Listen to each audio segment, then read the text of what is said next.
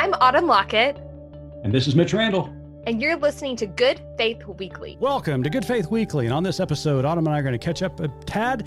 We're going to talk a little bit about the election. But before we do, we've got two very special guests with us.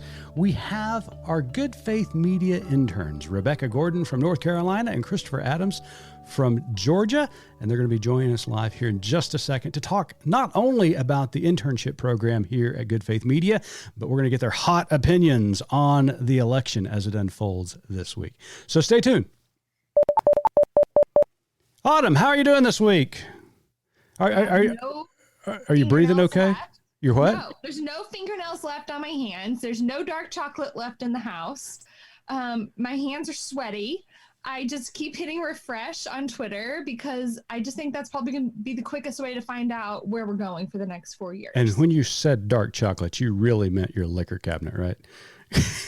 I mean, I can neither confirm nor deny that. I didn't say what was filling the dark chocolate. Oh, that's true. That's true. That's true. Well, it's been I'm doing okay. It's been a really stressful week. It's been interesting to see. You and I got out around Oklahoma City on Tuesday on Election Day, saw multiple lines, people standing in line to exercise their right to vote. It really was a beautiful thing to see, no matter who you supported in this election. To see democracy in action is always a good thing. And more people have voted and participated in the 2020 election than ever before. So America, good job on participating. And so we're really proud of everybody who got involved. And I had one of my sons actually volunteered at one of the polling places and got up at dark 30 and went and was there all day and had a good experience. So thanks to all of our volunteers who are out there doing their civic duty. Well, Autumn, we've got some special guests with us today. At Good Faith Media, we have an internship program called Ernest C. Hines Junior Internship Program, named after Professor Hines, who was a longtime church leader and professor emeritus of journalism at the University of Georgia's Grady College of Journalism and Mass Communication. He worked there for 43 years, and he was a loyal church member at First Baptist Church of Athens, Georgia. And because of a very generous grant from their foundation, we were able to establish an internship program here at Good Faith Media. And our very first interns joined us this last fall. And welcome to the pod, Rebecca Gordon from North Carolina and Christopher Adams from Georgia. All welcome to Good Faith Weekly. Thanks for having us. Yeah, thanks for having us. Yeah, absolutely. Well, not only have we enjoyed you helping us with podcasts, doing some production and interview stuff, but just having you around and having your insights and thoughts on what's going on, not only within the company, but within the issues that we face here at Good Faith Media has been wonderful. And so before we get into what you actually did as interns at Good Faith Media, tell us a little bit about yourself. So Rebecca, why don't you go first? You're in North Carolina, but there's so much more about you. Yes. So I grew up in Durham, North Carolina, and then went to school at UNC Chapel Hill, go Heels. And then went to get my Master's of Divinity at Campbell Divinity School. And I now work at Trinity Baptist Church in Raleigh with the students and college and young adult ministries there. So that's a lot of fun for me to do. And so ministry for you at Trinity in Raleigh is with COVID going on. Obviously, there's probably been some changes there at the church. How are you guys adapting during this pandemic? Zoom and a lot more Zoom, basically, is the synopsis. But yeah, it's been challenging, to say the least. We've been doing Zooms pretty much the whole time. And I've just sort of started meeting back our youth outside and with masks, obviously. But it's been actually kind of fun. Amidst all the challenges, it's been fun to have an opportunity to just be creative. Because a lot of times in church ministry, I don't know if y'all knew this, but people like for things to say the same.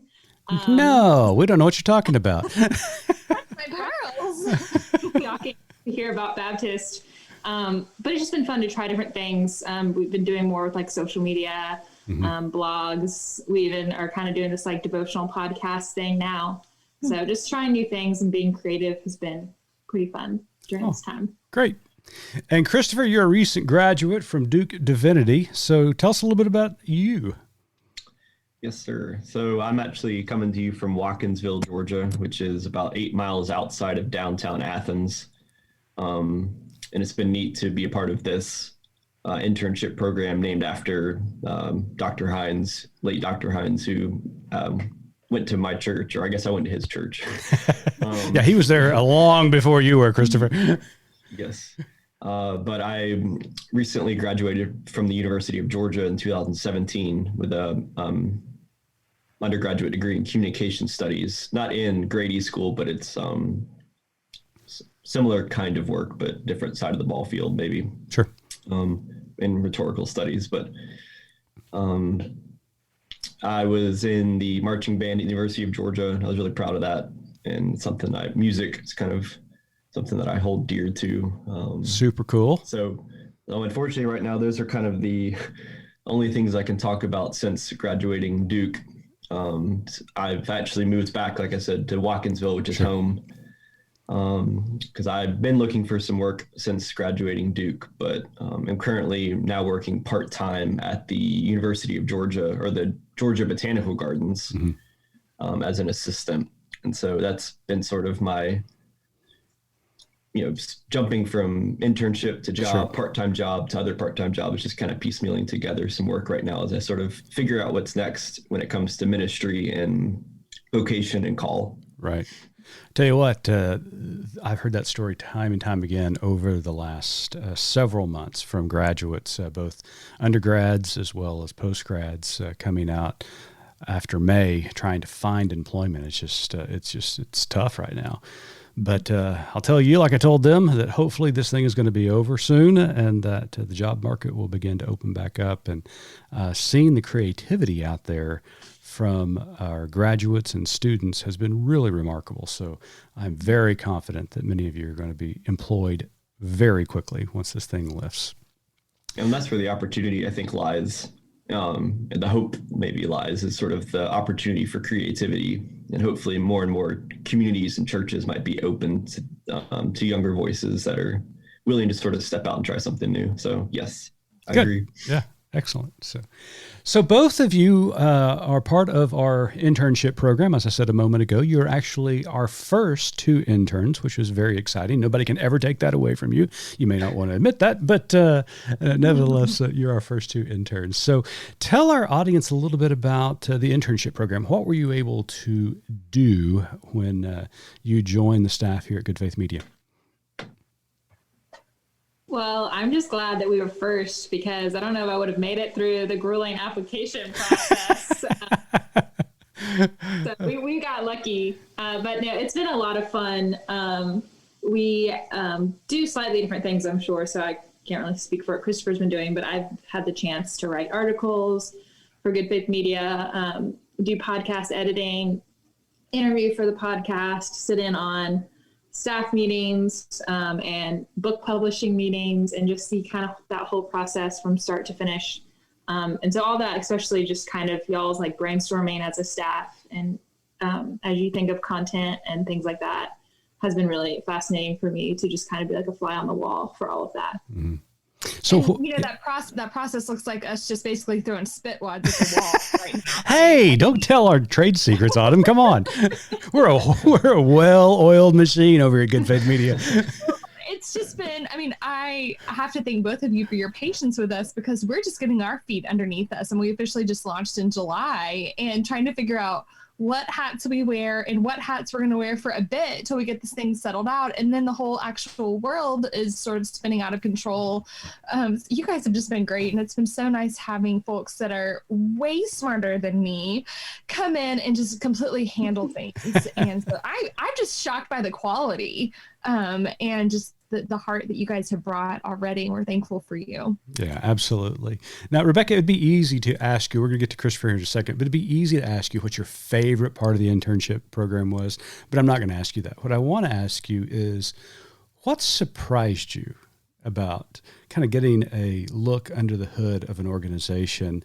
Obviously we just merged, but there was Good Faith Media was created from a merger between Ethics Daily and Nurturing Faith. What surprised you, now that you've seen how this thing operates and how it moves and structured and the creation of content? Yeah, I think there's two main things I would say.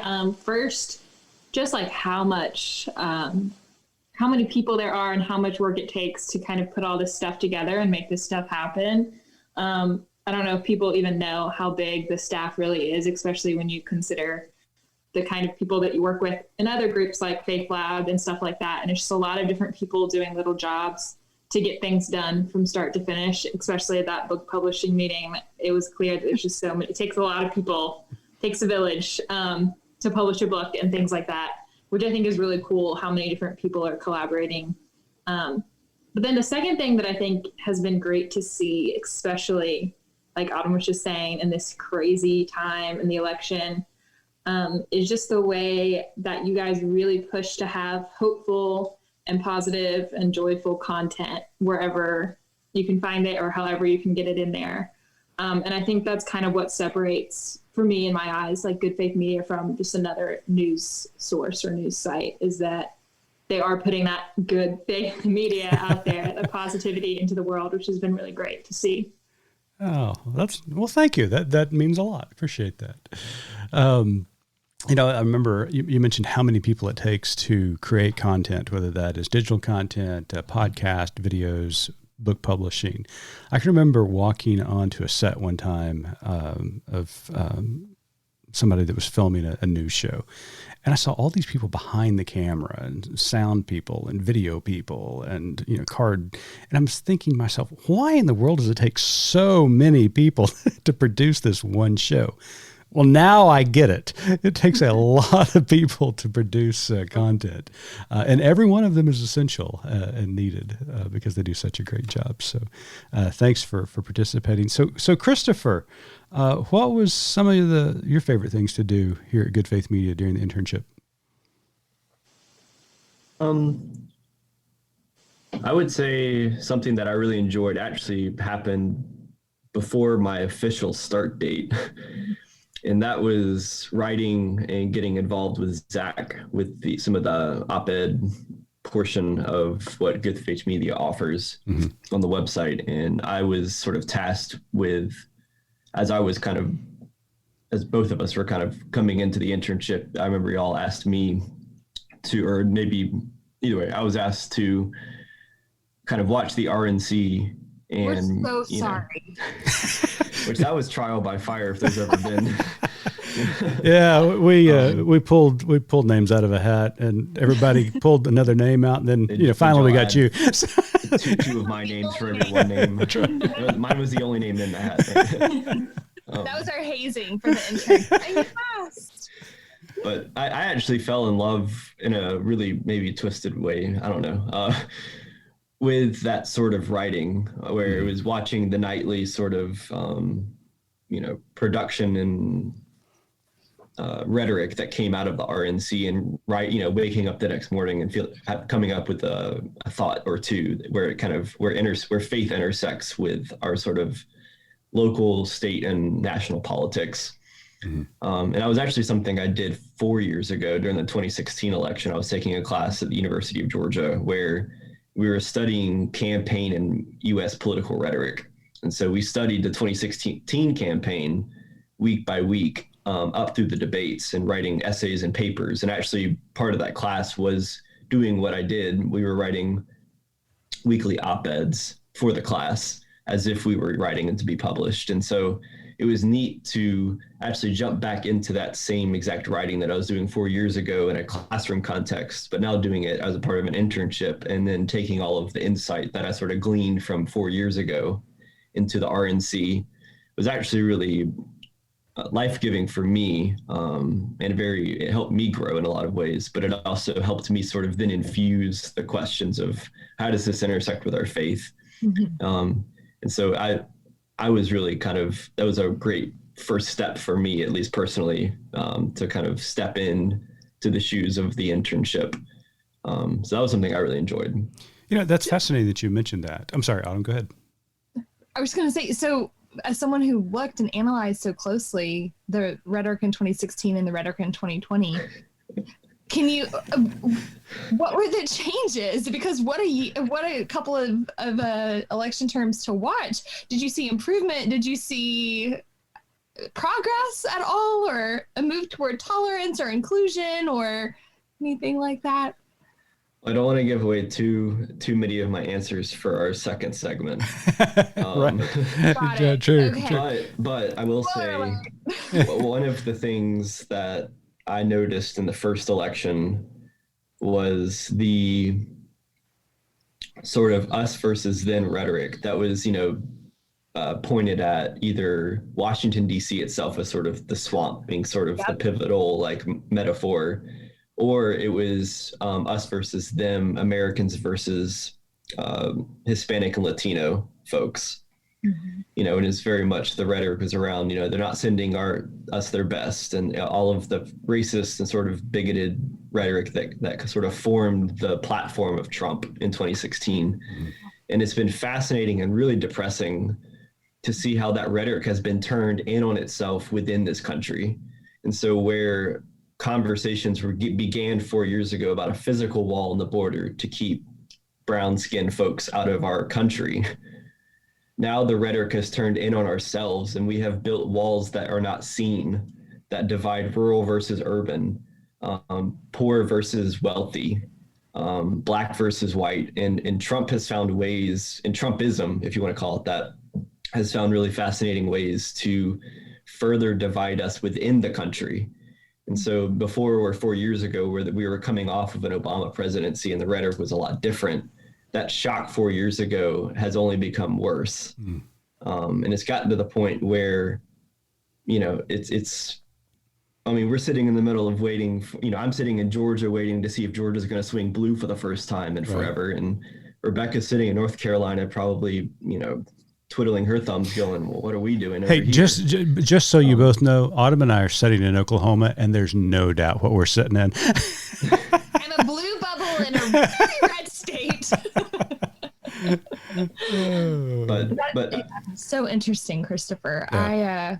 I hadn't really thought about that in quite that way, but now that you're saying it, it does, because he can't say I'm anti-Washington right now because you've been there for 4 years. Like, and I have seen some people though continuing to post drain the swamp, and I'm like, you've been sitting in the swamp for 4 years. Did you not pull the plug yet? What's going on with that? Right.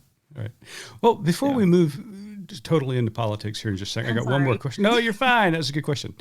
I'm going to ask you this, because I found, coming out of congregational work and pastoral ministry for over 20 years, when I entered into media, first through Ethics Daily and now Good Faith Media, I began to see the world a little bit differently because of all of the experiences I was having, all of the articles I was reading that were submitted by incredible writers and columnists, the conversations that I was having. In just the 3 short months that you've been an intern at Good Faith Media, have you noticed any different ways you look at the world, you interact with the world? Has your mind changed on anything, or do you see things differently a little bit because of this experience? So basically how maybe we've... Yeah, has this been transformative for you? Okay. Because, you mentioned a moment ago, now you've got some experience in writing to a mass audience. A lot of times, especially students who come out of academia, especially grad work, are used to writing more academically in the class and in an institution, but then all of a sudden they've got to translate that. Same thing with preachers. You got to learn how to communicate in a broader sense. Has there something that you've noticed just in your writing, your thinking, your experiences that has been transformative for you? I guess I could speak to that. I had a conversation with Reverend Dr. Frank Granger, who's a minister at First Baptist Church, Athens, my home church, and with Johnny Pierce. And we had a conversation about folks in seminaries or divinity schools or grad schools on wholesale making that rhetorical transition to be able to translate and to kind of stand between, in a sense, the academic worlds and maybe the non-academic worlds, or to put it another way, from the flip side, you could say really the rest of the world, and then the tiny little ivory towers. Yeah, sure. Because that's really probably what is more representative. But I found that this internship has helped me get better and grow in being able to do that translative work, or that translating, the work that needs to be done that doesn't come out and speak all the high jargon. Mm-hmm. And if you don't have a degree, then you can't be a part of the conversation, but instead sits from a posture of openness and in hospitality, one that's inviting people into the conversation where they are. And I think that's really difficult for people who are coming straight out of grad school. And it's something I struggled with at first, because I wrote a piece for Johnny for the magazine and at the beginning that came out. It should be out right now. Mm-hmm. And I really struggled with it. And I noticed how much I tried to put the whole project on my own back, right, and just write it myself without any sort of collaboration or help or insight from others. And I just finished a piece that's coming out in January for the magazine. And I started that process by talking with Frank and Johnny and saying, all right, where do I need to start? Where are some thoughts? What are your thoughts about, this idea that I have for this piece? And it's helped me become less individualistic in my sense of self, whether it's like academically writing or or just writing in general. Sure. It's reminded, which I think Rebecca was speaking to that with the book publishing, that it really takes a village to do writing or to think or to be an organization. You can't shoulder this work on your own. And I think that's true for ministry as well, for folks who are maybe coming into this internship from ministerial lines of work, that you just can't shoulder this kind of stuff alone, and you're not meant to shoulder it alone. And I think one of the hardest parts and one of the helpful things that Good Faith Media has offered me is the sort of space to be vulnerable with myself and with y'all, to grow in allowing for folks to help me as I am here to help y'all. Yeah. Well, you've done a great job. And, I just want to echo that. You just mentioned writing specifically. A lot of people don't realize that it truly is a collaborative effort. I write a column every week, and many times I start that column by having a conversation with Zach and Cliff about what to even write about. When we were at Ethics Daily, our most difficult decision that we had to make each week was what not to write about, because so much was unfolding so quickly. Same could be said even today. And even this week, as the election was unfolding and it continues to unfold, I asked them, what do I write about? I mean, there's so many angles you could take. And then also just the editing process. They are incredible editors. At first when I would send my stuff to them, being a preacher, I would send it to them, it'd come back bleeding red, and I'd think, why do they hate my stuff so much? But then I began to realize, God, it was so much better when, they would add and subtract to it. And so I've really enjoyed the editing process. So yeah, I agree 100%. Rebecca, how about you? So I think that I'm sort of in a unique spot in general throughout this whole internship, because I do serve in a church currently. Sure. So, I think growing up in more of like a progressive church, and then going to a pretty good college and going to seminary, you do get a very academic mindset when it comes even to faith. And then a lot of times actually serving in church ministry, you don't get to use that academic knowledge very much, especially if you're not the senior pastor and you're not writing a 10-page exegesis every week. So I sought out writing opportunities and this internship and other things like that, because I missed that academic work and that being really intellectually challenged. And so, for me, it has been a great pleasure just to have that opportunity again and really get to challenge myself and reflect on stuff like the RNC and the election, which we don't talk about at church. We don't even mention it. Right, sure. And so I think one thing that I'm struggling with throughout the internship and probably will continue to struggle with is sort of that line of when you're in church ministry, a lot of times churches purposely lean away from politics and, controversial topics, but academically, I want to talk about those things. So I think it's fun, but also sometimes I feel morally inclined to do so. Right. So I think figuring out that line is going to be something I deal with for a long time of, when it's appropriate in the church setting and when maybe I have to go and find it somewhere else. Yeah. Like some of the things I wrote for Good Faith Media, I would not talk about in church necessarily because people wouldn't like that. So Sure. it's a unique challenge of church ministry, I think, that's a long process of discerning. Yeah. Well, like Autumn said, you guys have been extraordinary, and we've appreciated every day that we've had with you during this internship program. You're going to be missed, but we're going to stay in touch, and you're going to keep writing and submitting incredible articles for Good Faith Media and being interviewed by a lot of our hosts. So again, thank you so much for the hard work that you've put in as interns at Good Faith Media. And like I said, you're always going to be our first interns. Nobody can take that away from you.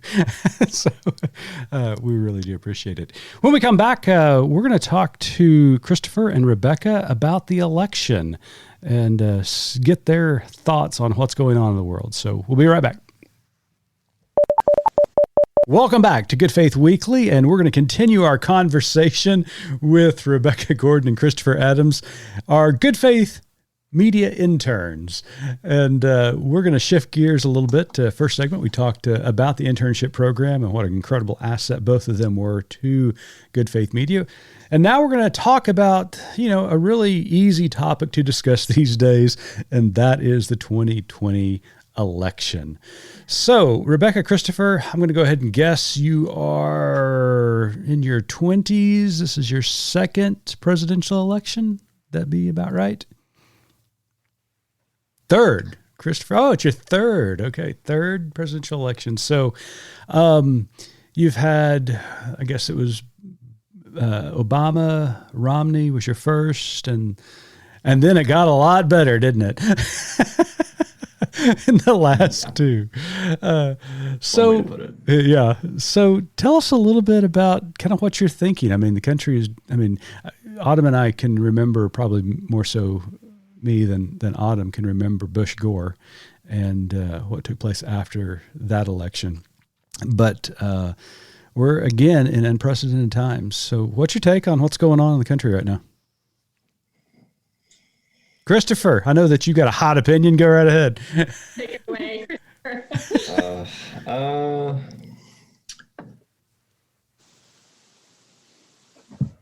I guess my first thought is I'll build off of what I was saying earlier about the rhetoric sort of turning itself, the sort of divisive, fear-based rhetoric turning itself inward on ourselves as a country and a nation. Which, if there's anything I remember from my undergrad classes, it was that fear is the most, it's one of the best tools to use in a political campaign for short-term gain, but it is one of the worst tools for any sort of long-term effects that prove to be positive or provide space for flourishing for communities. And with that said, what I've been interested in, particularly starting with writing with the RNC this fall with y'all, has been how that intersects with our lives of faith, particularly within faith communities. And it's one of the most disturbing things for me that came out of the 2016 election was that famous Pew study that showed that in 2016, around 81% of white evangelicals in the U.S. voted for Donald Trump. Yeah. And I remember that was actually a question for a seminary I was visiting and interviewing with. That was a question they asked me was, what do you think about the fact that 81% of white evangelicals voted for the guy? And that for me is a symptom of a larger issue that we have in America, where a cultural Christian identity has sort of wrapped Jesus in the American flag and has sort of called that good.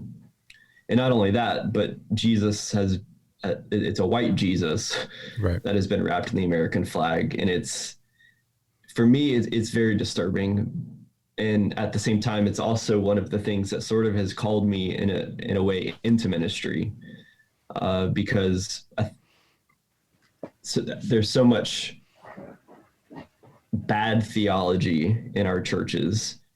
And I think that bad theology is in some part core to some of the terrible things we see in our country. Yeah.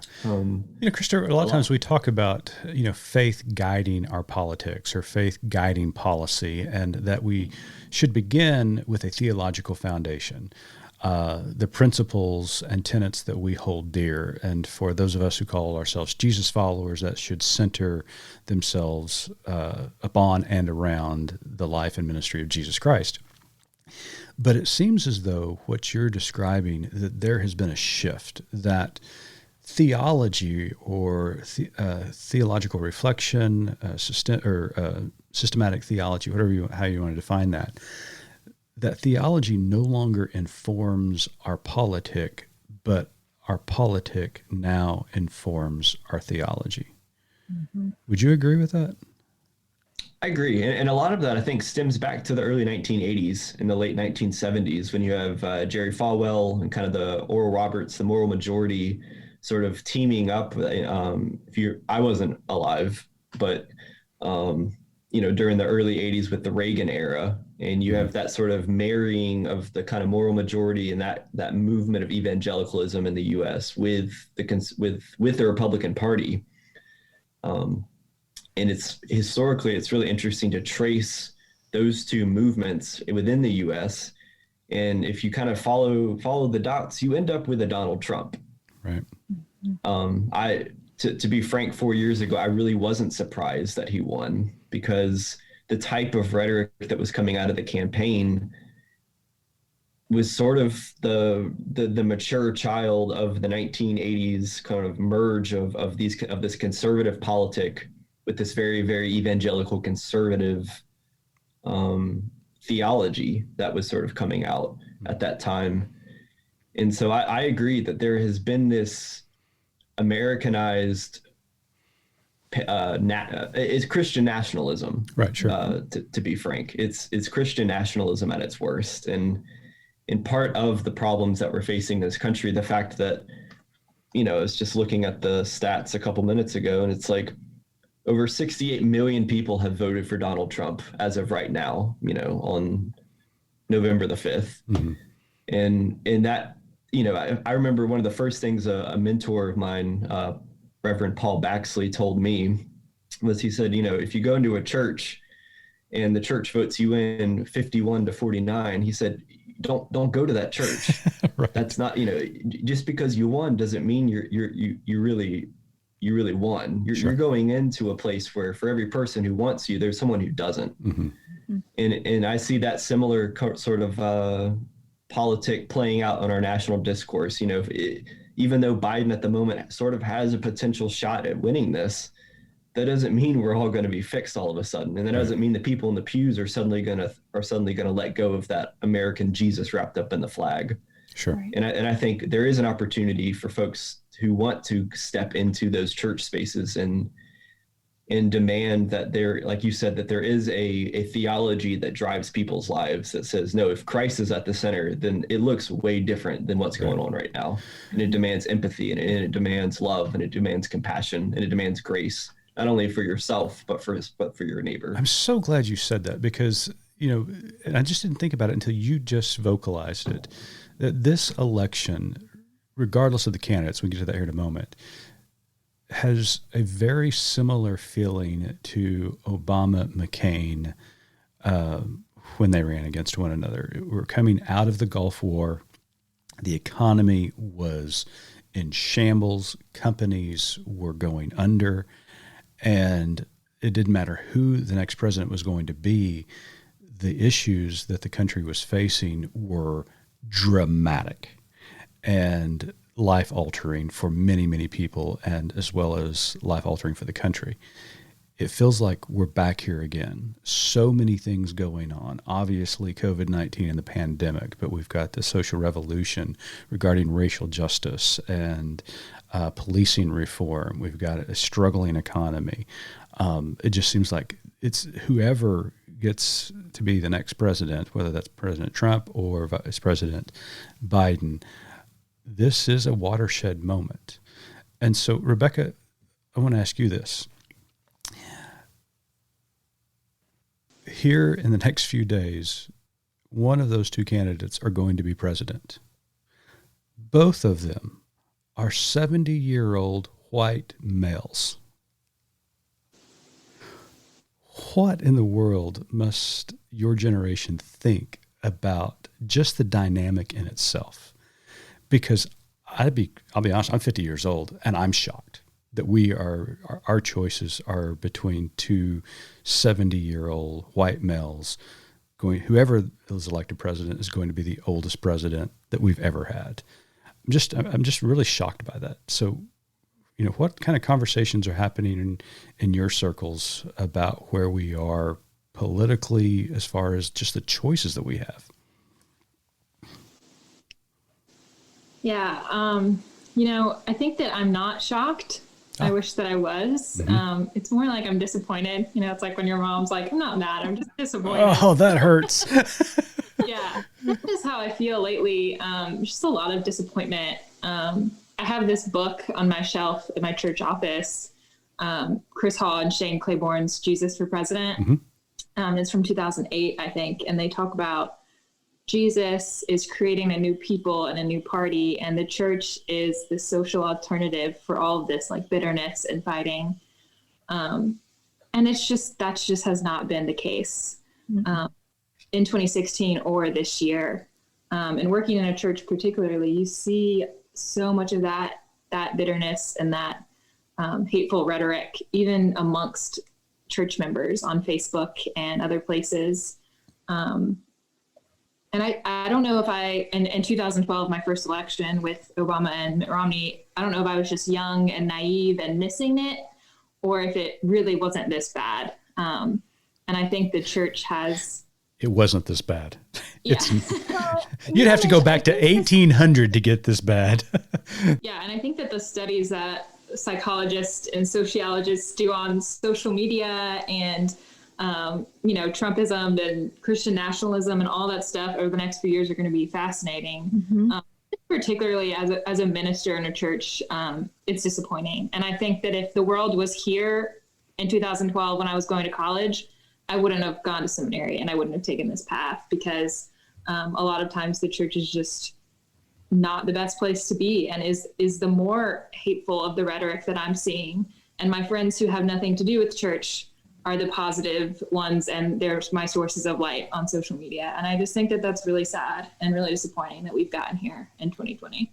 Have either one of your colleagues experienced backlash by making a stand for racial justice over the last several months? Because a lot of my colleagues and a lot of ministers that I've been encountering, and we've had ministers write about it at Good Faith Media, about the backlash that they have received regarding systemic racism. If they stand up and declare that systemic racism is a real thing and that policing reform needs to take place, and God forbid they say Black Lives Matter from the pulpit, they catch holy hell for it.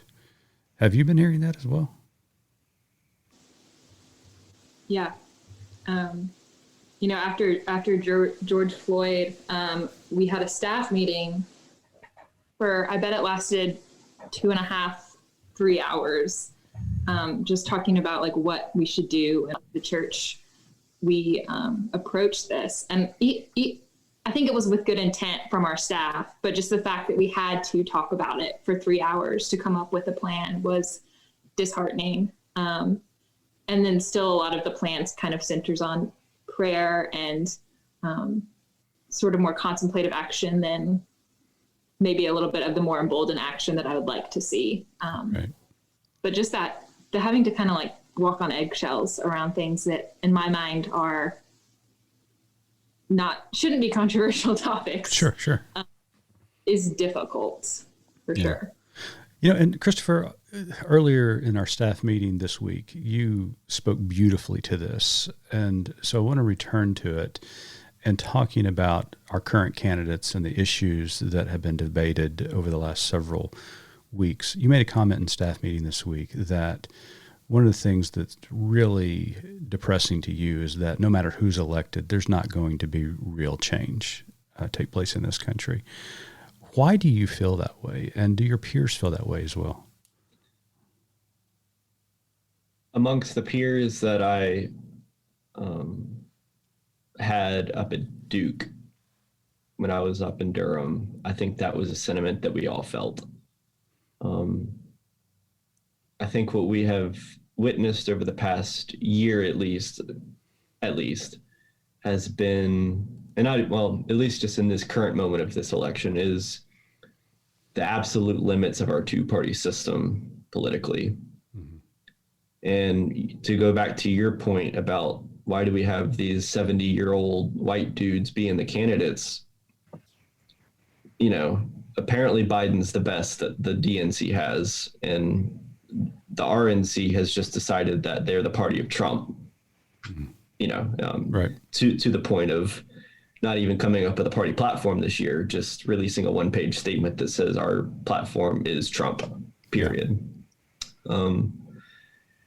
And because I guess to be open about it, I voted for Bernie Sanders in North Carolina back when I was living there in the primaries. And whether I thought the argument between Bernie or Elizabeth Warren or Pete Buttigieg was a lot more of an invigorating conversation than Biden. Mm-hmm. I think I would a lot more quickly be willing to step up and say there could be change if any of those three were on the ballot running for president. But unfortunately, I just don't. Biden to me feels sort of like the lowest bar that we could hop over and still hop over the bar and still be doing something. Mm-hmm. I don't want to write off Biden and say that because he is very knowledgeable about the inner workings of our political system. And it's not that he has nothing to offer, but the kind of systematic change that we need is not going to come at least right now. I think the best thing that Biden could do is surround himself with voices who are willing to help write policy and think creatively and think in diverse ways. But I think we're seeing a stretched limit on our two-party system where we can't get more diverse voices in the conversation. And, even for Bernie's, I like Bernie, but he's also a pretty old white dude. But the fact that he's continually been pushed out of the DNC for years and years and years and has never been invited in, mm-hmm. to me continues to show that there's just an essential brokenness in our political system. So let me, I don't know if that answers your question. No, because it's fascinating because, obviously, and you just spoke that you supported Bernie. So it's not necessarily an age issue because he's very similar in age to both the current two candidates. But the issues that he speaks about, the passion in which he speaks about them, certainly resonates with a younger audience. Do you think that the conversations that are taking place currently are not germane to your generation? Because Obama said something, his first run for the presidency, I'll never forget. And he was talking about the old conversations in the halls of Harvard and Yale. And what he meant by that, it was criticizing the baby boomer generation because we've been having these same conversations over and over again, decade after decade, and nothing has changed. And so at some point, you've got to change the conversation and you got to see what these real issues are and try to address those in a very real and tangible way. Do you see, what issues are important to you that need to be addressed that are not being addressed, or they're, somebody's tipping their hat to those issues and placating to you, saying that they care about them. But what are the main issues that we need to be dealing with as a country? Well, I'll offer a couple of thoughts, but I also want to hear from Rebecca, see kind of what is on her mind too. But just a couple of things that I know have been, that it at least invigorated me to look into a candidate like Sanders, who also I think is good at surrounding himself with voices that help spur on the conversation and enact real policy change, or things like healthcare, where millions of Americans around the country are struggling to pay for healthcare, and they're having to choose between, do I pay for healthcare this month or do I pay for rent? Right. Or, folks are not, they don't have a living wage where they're able to actually afford food and shelter and healthcare. And another issue that I think is, at least for my generation, is student debt. And that's something that he talks about. And other, I don't want to say he's the only one, but there are, I think Warren had some conversations about that. And I think Buttigieg might have had a little something about that. But, student debt, I think, is one of the biggest financial crises that our Rebecca and our generation is facing, especially if you went to undergrad and graduate school. Right. And to grow up in a world where it says, go to college, go to grad school even, and you'll come out and get a great job. Not only did that world not exist before the pandemic, but now it has only been heightened. Yeah. And it's not to say that none of us will find jobs, but right. Those are a few things that I see as sort of But issues. how many times have your generation, and Rebecca, you can answer this, how many times has your generation been told, oh, this is a once in a lifetime event, whether it is a pandemic, whether it's, economic collapse, whether it's this or that? It seems like your generation, more than any, has heard that time and time again. Oh, this is just a once in a lifetime event. Well, how many once in a lifetime events can you go through at 25, 26 years old? A lot, apparently. But I mean, I think just to go back just 1 second, the thing that does make me hopeful about a possible Biden presidency is that I agree with Chris that I don't think he has that same charisma and some of the policy platforms that you just really want to get behind as some of the other candidates. But I think that before we can get to change, we're going to have to build some bridges because our legislative process is just so divided at this point that nothing ever gets done. Healthcare, living wage, that stuff isn't getting passed just because people don't want to vote across party lines at this point. And if we continue to go down this road of being more and more divided, I think that that's only going to get worse. And even if things do get passed, it's going to get reversed 4 years later. And so I would really love to see a presidency that builds some bridges with these people that I do drastically disagree with. And I think we have really different outlooks on life. But if we don't have any kind of bridge, nothing is ever going to get done. And for me, the one thing I would really love that I think is just a huge problem is the income inequality in our country, which is really an umbrella over all the things that Christopher said as well. And people are going to have to come together, and we're going to have to build some bridges if we want to get anywhere with that. Yeah, you're absolutely right. Well, our time together has come to an end, unfortunately, and we've been watching the news as we've been talking, and still no outcome in the presidential election. So hopefully we'll find something out very soon. But we really appreciate your time. More importantly, we appreciate both of you and the time that you've given Good Faith Media over the last couple of months. You guys have been fantastic, and we just cannot speak highly enough. So anybody out there, now I know Rebecca's already got a job, but anybody out there looking to employ a very bright Duke grad, Christopher is your guy. So he's looking for a full-time position. Well, before we let you go, we've got one question that we ask every guest, and we're not going to let you get away with not asking it. So, Autumn, take it away. Yeah, so as you know, our tagline at Good Faith Media is there's more to tell. So as our interns, what are your more to tell? I think that there is always more to a person and more to people. And so I think that we always need to give more people a chance and listen to more perspectives, hear another story, and be kind and just be aware that there's more to someone than meets the eye. Well said. Well said. And Christopher?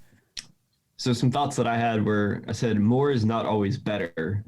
And with many sensationalist news or entertainment outlets on a 24 hours news cycle feeding hysteria over constructive discourse, it is easy to be suspect of more. Yet words create worlds. And for me, the quote more is less of a what, but more of a who. What is tacit and assumed for me is the quote who. Who has more to tell? And I think it centers around relationships. And so the more to tell is how do we create more bridges, to use Rebecca's words, between each other in the world we live in. Well, those are two beautiful answers. Thank you so much for being with us today. And like I said a moment ago, thank you so much for your time and being interns at Good Faith Media. We think the world of both of you, and we appreciate your time here today. Thank you. Yes.